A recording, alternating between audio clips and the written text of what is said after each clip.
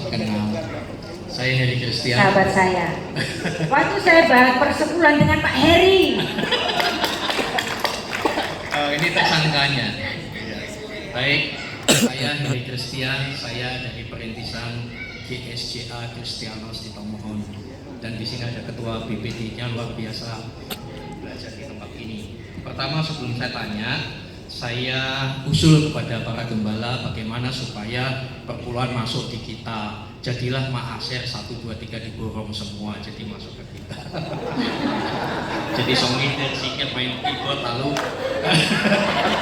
Mungkin bisa begitu Pak, tapi kembalikan lagi. Bagi lagi supaya nggak mampet dan kan. supaya lebih besar lagi pakai perjanjian baru. Jualan hartamu bawa ke kaki gembala-gembala. Intermezzo, maaf.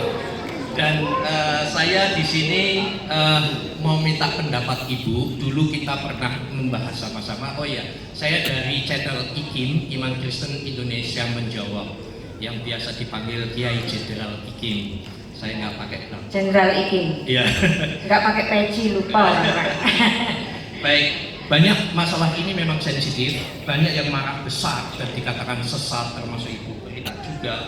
Terutama yang tanpa sadar, maaf, tanpa sadar persembahan dan perpuluhan itu menjadi mata pencarian. Itu yang paling banyak marah. Kemudian saya juga banyak mendengar keluhan gara-gara ada eksegesis tentang perpuluhan ini bisa drop sampai 70%. Dan itu nyata di mana-mana. Jadi konsultasi dengan saya tanya Ibu Rita juga dalam live bersama. Lalu sampai kelas sinode saja mau klarifikasi di YouTube, secara teologis eksegetisnya juga kurang tepat sebetulnya. Tetapi saya tidak sedang menyerang, tetapi ada seorang ketua STT sharing, lalu saya memberikan usulan. Pertanyaan saya, apakah cukup bijaksana usulan ini, tetapi kalau tidak eksegetis dan kontekstualisasi, maka saya pun akan berubah. Karena saya tahu Ibu Rita, memang eksegesis yang alkitabiah itu diperlukan kejujuran. Kalau tidak nanti bukan kebenaran tapi pembenaran, begitu ya. Maka dari supaya perpuluhan semuanya masuk, pakai perjanjian baru, jual tanah bawa ke kaki gembala. Nah, amin. Baik. Jadi ada pertanyaan itu, maka saya waktu itu kita bahas ya di live bersama Ibu Rita. Saya usul supaya tidak terjadi polemik dan jemaat itu kadang-kadang tulus sekali. Bagaimana kalau kita tidak bisa merubah sinode Anda, di tempat kami juga perpuluhan ya Pak Gembala ya, perpuluhan dan lain sebagainya, tetapi bagaimana supaya tetap nilai perpuluhannya itu tetap ada, tetapi kita tidak terjebak dalam polemik. Caranya, usulan saya minta pendapat Ibu Rita adalah sinode dan gereja sekecil apapun membutuhkan biaya. Maka dari itu kita mengambil sebuah contoh dari prosedur manajerial perjanjian lama. Salah satu yaitu perpuluhan. Jadi ayat yang kita pakai adalah 2 Korintus 8 ayat 13-14 supaya terjadi keseimbangan untuk perpuluhan. Dan tapi kita sepakat 10%. Kita mencontoh aja. Dan kita nggak debat soal ada atau tidak ada. Saya rasa cukup bijak menurut saya. Ya. Dari situ maka orang yang selama ini perpuluhan masih suka. Ada orang nggak ngerti pokoknya perpuluhan bagi dia diberkati Tuhan. Gitu. Sehingga terjembatani gitu loh maksud saya.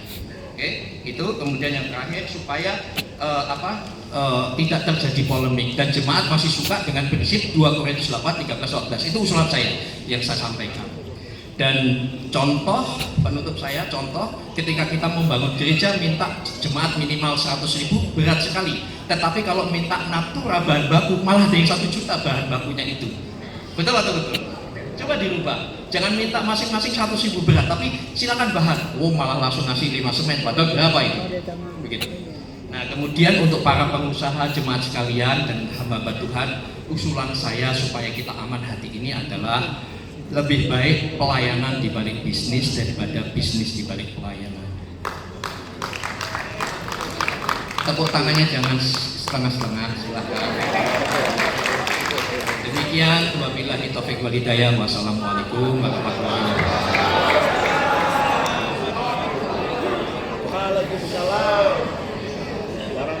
Ya, saya senang ada Pak Heri yang meluruskan.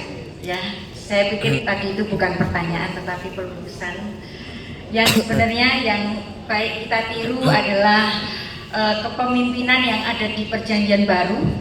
Di situ jenis kepemimpinannya itu komunitarianisme egaliter.